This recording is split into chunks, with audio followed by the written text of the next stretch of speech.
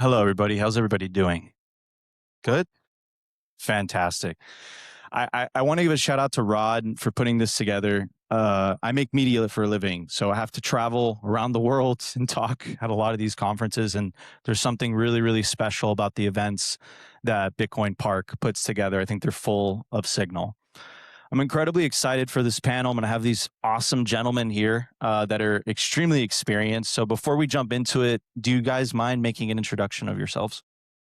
Sure. Brad Cuddy, Choya, Director of Energy Ops. Background in oil field services. Wanted to combine my, work in the oil field with my passion for Bitcoin. Joined on with Austin Storms, who spoke earlier at Great American Mining, and then Marty too, who's going to speak after this. We were monetizing flare gas up in North Dakota with Mesa Gens, and had the opportunity to come down to Choya to cut my teeth on grid. So right now, running the Choya Innovation Lab. It's a 7 megawatt distributed, ERCOT powered in load zone west site.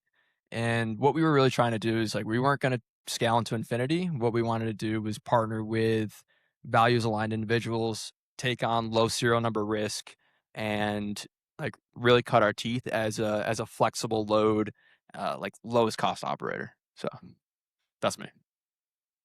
Kevin Hennigan, Clean Spark, energy management and supporting the power and land team. Been in the industry since 21, started with grid infrastructure. Clean Spark acquired us about 2 years ago. Clean Spark has 1,800 megawatts under contract, so a lot of contracts. My name is Dan Lawrence. I'm CEO, co-founder of a company called OBM. A lot of people call us Foreman. That's our main product. It took us a very long time to try to shake that name a little bit as a company. But Foreman is the industry-leading operational tool that Bitcoin miners use to run their sites. That could be what's broken, where is it located, what does it need to be fixed. Also includes the energy strategy, so turning things on and off based on grid conditions, market prices, peak events. Another product that we have recently started offering is a product called RTS. It stands for real-time settlements. And what we do is rather than your power suppliers getting paid monthly, we accelerate payments to them on a daily basis for the power that you're using. In exchange for that, they're more willing to work with you guys, give you more competitive structures to your energy supply contracts, reduce collateral. Fantastic. So the name of this panel, ladies and gentlemen, is How Low Can We Go, as Rod mentioned. Controlling costs in a hyper-competitive market. But I want to raise the stakes a little bit. While I was doing research and preparing for this panel, I ran into a newsletter that Hafiz wrote. And in that newsletter, he says, this is the first real bear market in Bitcoin's network hash rate. And he gives a couple examples. Specifically, in 21, when the hash rate dropped 50%, it wasn't due to economic reasons. It was due to political reasons, right? The China mining ban in 2021. 50% of the network hash rate dropped. Within 9 months, it organically recovered. You also see a big portion of publicly traded companies, publicly traded Bitcoin miners, pivot entirely to AI HPC. Not all of them, but some of them. So my question to you guys, and I know that this phrase is probably not that popular in the Bitcoin space, is this time different? I'm going to start off with you, Kevin.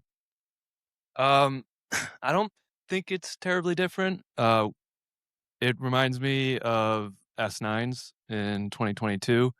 At Grid, we had to figure out how to optimize those, and it's very different from Tennessee is very different from Load Zone West or anywhere in ERCOT. It's not a real-time index. It's a tariff. You can calculate it, but you only have a few opportunities a month to kind of make that decision if you want to curtail your load or not. So we would have to do some sort of calculation, forecast our energy, forecast our revenue, and decide before the billing period starts, mid-month when difficulty changes, etc. And we just run that calculation and respond. We're doing the same thing now, pretty much. As juxtaposed in load zone west, ERCOT is a deregulated market. So there's a day ahead market and a real time market. Choya, we just keep it simple as if we were like a normal pleb miner. We're not buying day ahead. We're just responding to real-time prices. The price of power in ERCOT changes every 5 minutes.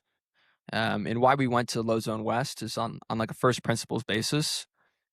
If we can't run there with high wind penetration, which has a $0 marginal cost of production, and high solar penetration, which is also $0, then nobody can run Bitcoin mining. So what we did was just, we were willing to take downtime. Like, we don't care about uptime overall. I want my mine to be up when it's profitable and the price is low, especially when it's negative, because I'm getting paid to consume electricity. But I'm willing to take some volatility in how long I'm actually up. 30%, maybe I'm down. I have 30% downtime, but 30% down, like 70% uptime on $10 per megawatt hour delivered, which is a penny for my power price. It doesn't matter. But I think both of you guys have something in common. Both of you guys are efficient operators. I think, if you take a look at the hash rate, it has fallen quite a bit, has it not? I try not to even pay attention to it at this point. It does, but so does Bitcoin's price, right? And so it's the two of them together, right? It's the hash price. And I just know what my curtailment price is in low zone west, and I react accordingly. It's all out of my control. Bitcoin's going to do what it's going to do, and the network hash rate's going to do what it's going to do. There's geopolitical reasons to have hash rate. There's grid balancing reasons to have hash rate. There are like non-rational economic reasons to deploy Bitcoin mining in like a sovereign nation. And so I can control what I can control, and that's simply, am I on when I'm supposed to be on, and am I off when I'm supposed to be off? I think the part that feels a little different about this time for me, I got someone that agreed with me on the there we panel. go. Sweet. Okay, we're two and two. Great. We coordinated Disagreements. this. Fantastic. I got you, buddy. The part. So I've been in Bitcoin mining since 2017 or so. We got into it. We were drunk one night and decided to mine some fucking Bitcoin, and then we decided to build some software. But I think the part that feels different for me is I can feel my customer base changing drastically, and the types of people that we are generally selling software to. We work with most of the publicly traded miners in the space. It's hard to picture what our customer portfolio looks like 2 years from now, 3 years from now. The next halving, any publicly traded miner, I think, in some manner is indicating that AI is going to start getting some attention. Deploying GPUs is going to get a lot of attention. Some are jumping ship quickly on Bitcoin mining. So that's the part that feels like this is a little more important this time around, just because every year up until now, we've been able to rely on customer growth. And this is the first time where we can't. The analogy I always give is we're selling Bitcoin miner management, energy management software. It's not like we're selling toilet paper. There's not a lot of people that need it. And this is the first time where the people that need it don't need to keep buying more of it. It's getting tighter. So this time is different, two of us, and two, this time is not different, but you guys are saying this time is not different because of how efficient you guys run your operations. Let's talk about it, because you did mention the S9. What you're mentioning about the wind and solar, technically you can run an S9 with what you have going right now. Sure, yeah, there are some fixed costs that you have to consider, like your distribution charge, your transmission charge that you pay back to the transmission and service provider in order to like capitalize all of the grid related infrastructure projects out there. Like, I think it's different in some ways and not different in others. I think it was Griffin that talked about it earlier. Like, the windows of the big pubco mega mines was kind of doomed from they had an expiration date.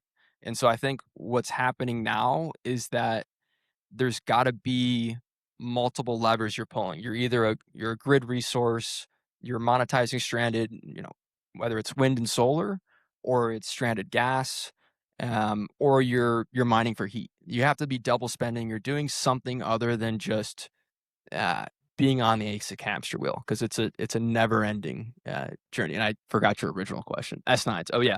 All good. Kevin, do you want to respond to that? Well, I wanted to say that yes, it's different, but I think what we learned last cycle and what we're going to learn this cycle is how to optimize, and that's ultimately what we're doing.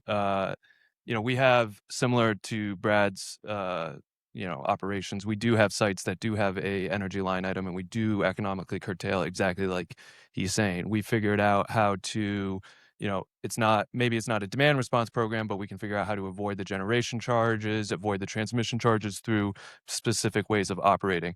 And it's going to be the same going forward. And to Dan's point, as the miners transition to putting focus on AI, we still can use these same learnings from optimizing to what I would like to see is to fill the gaps, to fully optimize a contract with I haven't seen an AI load profile yet, but I don't think it's 100% like a Bitcoin mine. So if we can get in there, fill the gaps, and drive down that unit cost of energy, that's learnings that we can apply in these last two cycles. So I don't know if that answered your question, but that's It what's been on absolutely my does. mind. Absolutely does. So another question for you, Kevin. What's more important, cheap power or accurate forecasting? Well, cheap power is obviously very important from a Bitcoin miner. AI is a little more price insensitive, but we're here talking about Bitcoin mining, so we'll stick with that. I think what's important is to really understand your operations, to that calculation that I was talking about. Figure out your forecast of your energy that you're going to be using, and forecast your Bitcoin revenue, so that you can ultimately, again, drive down that unit cost of power and just optimize your contract. Dan, you're in a very unique position with your business. You have a lot of insights into the mining industry as a whole. What do you think separates elite operators versus just the average operator? Because I think the average operator, specifically, as we enter into this Bitcoin mining bear market, I think they're not going to have a very good time. I think the elite ones are probably the ones that are, I don't want to say the most annoying, but they're the ones that are always pushing us. The ones that are saying, hey, when can the platform do this? And we're at a point where we look at them and we're like, well, nobody else is asking for that. And it's hard to wrap my head around the math on, if we did that, how much is it going to add to your operation? But the ones that are elite are the ones that really push the envelope. So the ones that embraced third-party firmware early, now they're in a much better position than the ones that just kept buying stock machines and putting them on the shelf and running them and banking on a fleet refresh to catch up. The elite ones are the ones that are overclocking and underclocking around profitability and periods where a normal, we'll call it a legacy miner, they would just turn off at, say, $70 or $80 a megawatt hour. Other people now underclock 10% and increase their strike price, and underclock 10% more and underclock 10% more. So it's not necessarily on off or high. It's this infinite gradient in between. So it's the people that have really been leaning forward and anticipating things like this happening, having a familiarity with third-party firmware, how it affects operations, learning how to run a site. Because when you get into this situation where your margin gets compressed, Bitcoin price tanks quickly, it's a lot to learn very, very quick. So you need to be doing all of that homework and getting familiar with what a future operation looks like today before you need it to survive. From what I'm understanding, it's basically people that are trying to constantly find the edge. Kevin, I have a question for you, and it pains me to say this because I am fundamentally a Florida man. Clean Spark entered Texas in October, and you guys expanded operations in January. What opportunity did you see in Texas that you didn't see in Florida? Well, those sites that we announced outside Houston earlier this year and late last year, the aim for those sites is to not be a Bitcoin mining, but for AI tenant. I think the opportunity that we saw there was the land and power price was good. There's good partners down here, and Texas was just the place to be. We've learned a lot coming into Texas. How ERCOT operates is a good learning for me. But yeah, it's different. TBD if we do install Bitcoin mining in Texas somewhere, not in load zone Houston though. Dan, who survives a prolonged low hash price environment? Efficient fleets or flexible fleets? Good question. I think flexibility maybe implies efficiency. So I don't think there's going to be a day when you buy the most efficient machine and you plug it in and let it mine Bitcoin 24/7. I think flexibility is the key for anybody's survival. I don't think machines are ever going to get efficient enough to the point where we can just leave them on the shelf and run like it's 2016, 2017, 24 hours a day, 365. So it's flexibility that leads to efficiency. It's the ability to dial things up, dial things down around pricing. We also see a lot of our customers getting more. If you rewind back to like 2021, 2022, demand response was something that, or even a little earlier than that, demand response was something that people avoided because they were just trying to stack sats and never curtail. Now it's incredibly important. It's like that's table stakes just to participate as a Bitcoin miner in the network. You have to be responsive. You can always do more though. So we have a lot of customers now that around flexibility, trying to get ahead of the way they think ERCOT might change. There's this controversial opinion. Is ERCOT going to try to push price responsive loads out of ERS? Who knows? I'm not going to express my opinion on that. I did once during a TBC call and somebody roasted me. But Bitcoin miners are generally leaning very forward and embracing more aggressive ancillary programs, more aggressive ways that they can support the grid, and flexibility leads to efficiency. You kind of have to be, because hash price is trending to zero, and like efficiency's a part of it, right? The joules per terahash. But like choice specifically on efficiency, like we're not trying to be running the newest gen equipment. What we want to do is, because we're in such a unique situation where the price is low 70 to 80% of the time, we're going to buy on $1 per terahash, like the cheapest units we can that are still profitable, and then just run them into the ground. Like there's always going to be people buying new machines. We want your used machines that are on clearance sale. We'll plug them in. We'll run them for 2-3 months, and then we'll go recycle them, and just keep churning through. And like that's very unique to West Texas. You need that deregulated market and high renewable penetration, and then Bitcoin mining with the flexibility. So ERCOT's approach is fundamental to your business. You wouldn't be able to do this in a more regulated market, is what I'm understanding.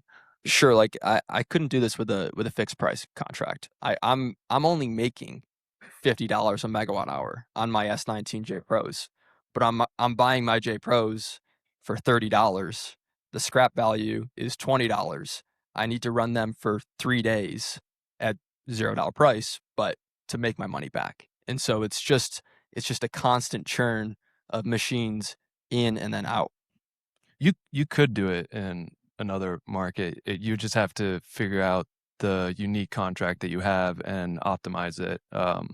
Like some of the regulated markets will have, on peak, off peak hours. So that's what we did back in 2022. I mean, to Dan's point, yeah, you're not going to plug in these machines, an efficient machine, and run it forever. You are going to have to be flexible. It's the name of the game.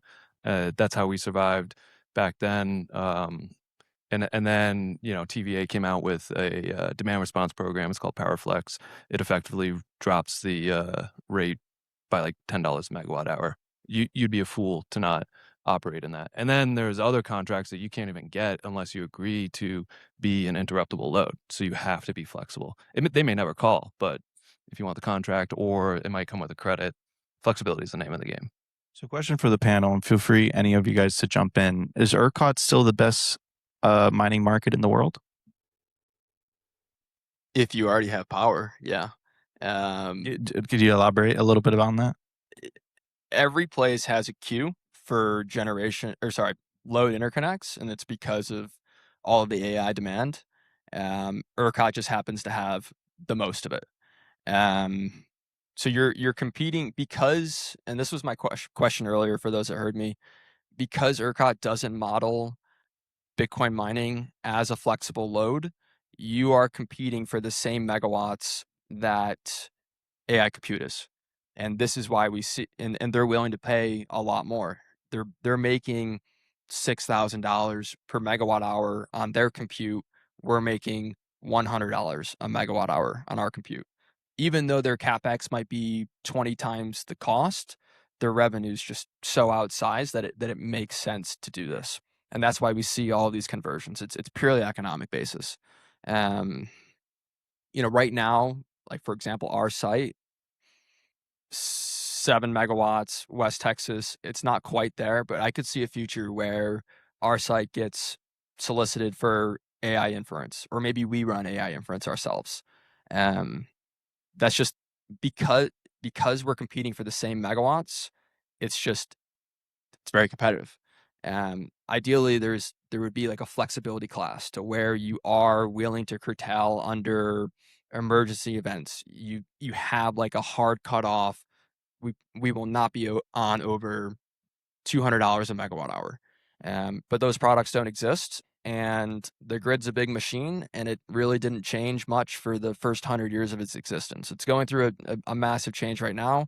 Inverter-based resources with solar, wind, and batteries, and then massive unprecedented demand. It makes for a very competitive market.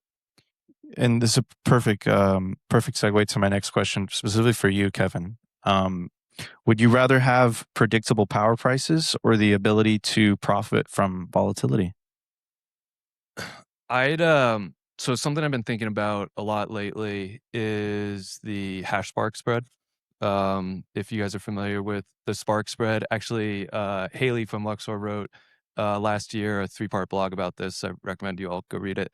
So I think the hash spark spread, you can, if you execute it correctly, which I don't know if anyone is really doing regularly, you could potentially lock in margin. And that would be from volatility. You would have to respond to the correct volatility, and that's responding to market dynamics. So having a predictable energy price, you wouldn't really have a free market, I don't think. So I think volatility, to answer your question. I love it. What about you? Yeah, long vol for sure. I mean, that's what we're doing in Load Zone West. We accept the volatility, the potential for the high price points, and reap the reward 70 to 90% of the time, depending on what the weather is in West Texas. Dan, you see a lot of things that a lot of people cannot see. What data does Foreman see before the rest of the industry notices? I think so the way the Foreman works is we have an agent that runs inside the mine, talks to every machine every 30 seconds, feeds all that data back to a cloud dashboard where people can see and run their operations. So it's a lot of data coming in. The most important thing right now is probably 4CP in ERCOT. I think the interesting thing that we always see from our side is we're connected to all the machines, so we see what's online, what's offline, how much power it's consuming. We also are the enablement tool for participating in grid reliability, so demand response, curtailing around peaks. 4CP is coming up, starts next month, June, July, August, September. And one interesting thing that we always see is to predict the peak, it's getting really hard. The peaks are very long, they're very flat, which means that if you're trying to avoid the peak, the more that people think about it and look at it, the longer those peaks last, which means you end up facing a ton of downtime. We always get a little kick out of it on our side, and we've had people ask about, can you share that data? And we don't go down that route. But we can see how many gigs are going to come off when, because somebody's using a Queasy and they're calling it from 1 p.m. until 6 p.m. Other people are calling it much tighter.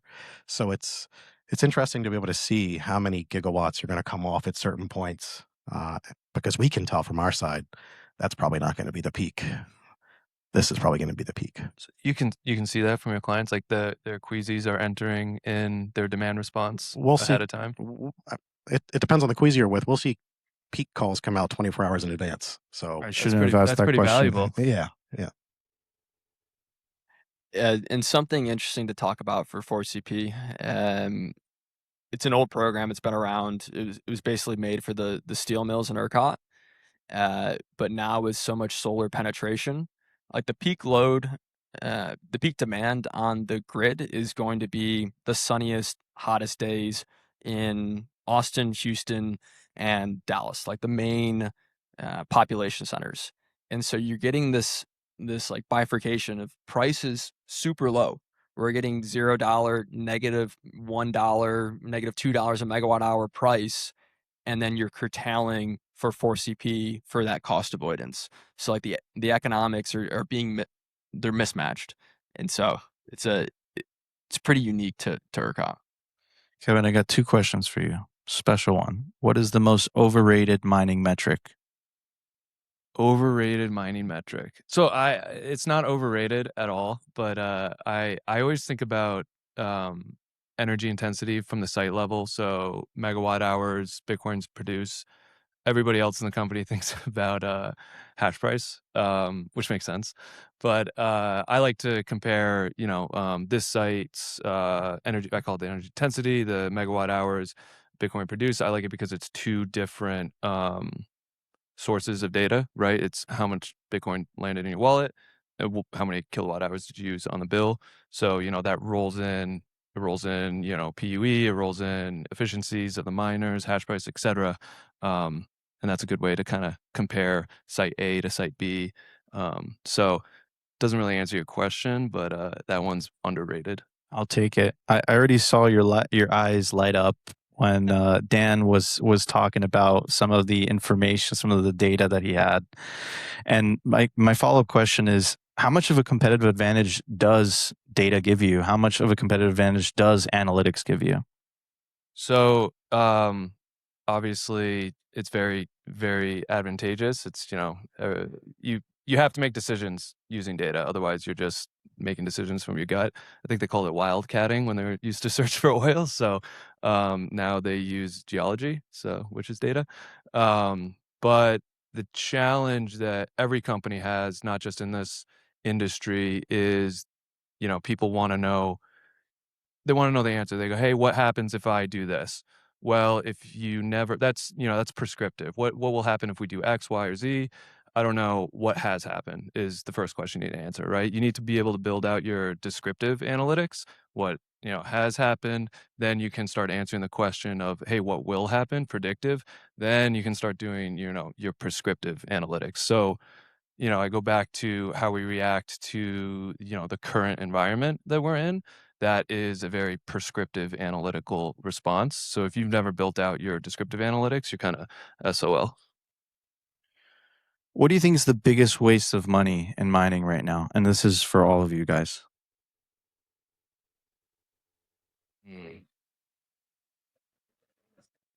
It's a good question. I like it.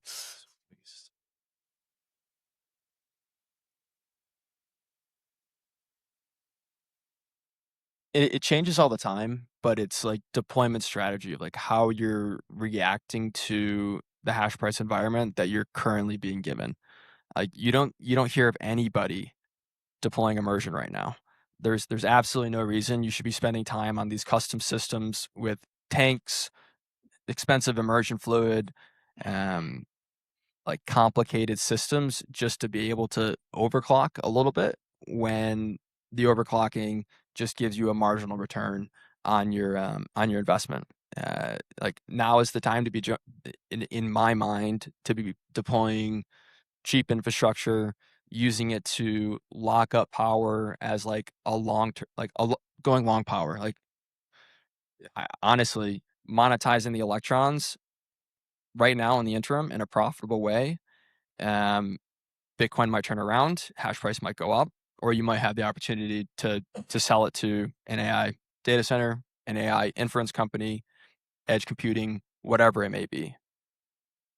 This might be similar to what Brad was saying, but you need to be intelligent about how you, install infrastructure and utilize your, fully utilize your contracts. So, if you have a contract, you obviously want to be fully utilized, but then you have to build the rack space and install the load, and then so you might be underutilized there. That might happen through if you acquire a site and it's not built up to spec, etc. So you could easily go in and say, hey, we got to fully utilize this, and then spend all that money but not realize that investment. That could be a big waste of money. So you got to be intelligent. I think a lot of sites are overstaffed. We go to a lot of sites. We have customers all over the world, and the amount of times that we go to a site and it seems like there's 15 people standing around waiting for something to happen, it's very common. So we'll go to one site. It'll have 40 people for 40 containers. Everybody's got one container. Okay, I guess they're watching Netflix in their container most of the day. But then we'll go to a different site. It'll be 200 megawatts in Oklahoma, and it's like one Chinese guy running the entire site. Not even kidding. He's literally just running around everywhere because it just comes down to efficiency. And I think that sometimes we get a little lost in bringing everybody to the site, hiring all the locals, and we overstaff the sites, and that kills the profit. I want to ask this question for the audience. For lenders, equity investors, and service providers, what does due diligence on a low-cost operator look like today versus 18 months ago? I would just say, what is their long-term strategy going forward? Like looking into the halving, because that's something that we know we can forecast. We know it's going to happen. How are they doing now, and how would they be doing if hash price cut in half? I cringe to think about all the hosting agreements and hosting sites that are just like, hey guys, like 7 cents flat fee. If you're not profitable, sorry, buy a new ASIC. Good luck. I just don't think that works anymore. As an energy guy, I'll say they, should understand how energy's built more. A lot of people walk around, they think energy's just built on a flat dollar per kilowatt hour, and it's a bit more complicated depending on where you are. So if I was gonna invest in a company, I would want to understand that. Yeah, I think I agree. I think it all comes down to the energy strategy. Where are they getting their power from? How are they planning on leveraging the market, participating as a resource?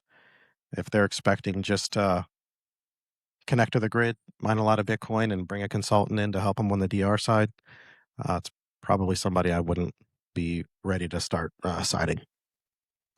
Guys, we're almost finished with the panel, but we haven't answered the question. How low can we go? What metric, though? What are we talking? Whatever metric you feel like is the most important to what you're doing. Well, And please define the metric as well. I can get my power bill as low as $10 a megawatt hour, and we're pretty proud of that. That's how low we can go. Yeah, you for us, yes, and we will stay. We will operate as long as it's profitable, and then you have minimum bills to consider as well. So there might be an analysis between running a site, turning a site off, paying a minimum bill for a month versus operating. You might be more profitable that way. So as low as we can. How low can we go, Dan? You have all the information. You have all the data. We can go to the floor, baby. Back to your metric. One metric you don't like. I think probably a lot of people like this metric, but I always found the cost of Bitcoin production to be one I didn't like, just because of the fact that it leaves out uptime. So okay, you produced a Bitcoin for 20 grand. You also mined 1% of the time. So I think you can technically go to the floor on anything, but you just might not be on very often. And I don't care about uptime. There we go. So there's your disagreement, Nico. There we go. We got two. This is good. So the last question for the panel, ladies and gentlemen, is what kind of miner will not survive the next 2 years? Those that weren't doing what we're saying. Amen to that, Yeah, Kevin. just not being intelligent about your decisions. Dan? Yeah, that's it. If they're planning on running stock and buying new gen machines and plugging them in, you're dead. Ladies and gentlemen, please